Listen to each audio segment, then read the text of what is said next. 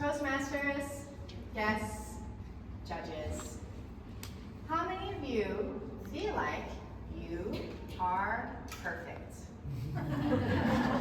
Oh, I am surprised.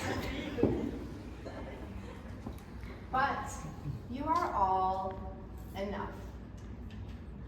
And this is the message of June's speech, enough. Now, I know that I am the only female in this contest. So, at the risk of stereotyping myself, I have to admit that I did feel a bit emotional listening to this speech. And part of the reason for that is because it's a very relatable topic. How many of us have ever felt like we are not enough? Me, yes, on a daily basis. So this is a very clever thing that June did, choosing this topic that all of us can relate to. Another thing that I liked that she did was she added a bit of humor into what was otherwise a relatively heavy speech, particularly the first 2/3. She talked about being born into hope and a checklist of expectations.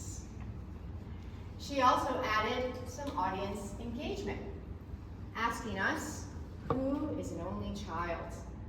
This is a clever way for her to segment the audience and to know who she should be making eye contact with and who she should be focusing on when she's trying to land her jokes. Now, June, I think that there are 2 things you could do to elevate this speech a little bit more. Now, I mentioned that I myself felt emotional because of the content. But to be honest, I didn't feel a lot of your emotion. I think that you can show us more rather than just tell us. Particularly at the climax of your speech, where you talked about your PhD program being canceled. So something like, my PhD program was canceled. How will I tell my mom? My God, what is my dad gonna say? Just a little bit more amplified to get us involved in the emotion of your story. The second point I would add is that you talk about your parents, but we don't hear their voice. Could you add a little bit of dialogue, maybe create a little bit of a character, especially around your dad?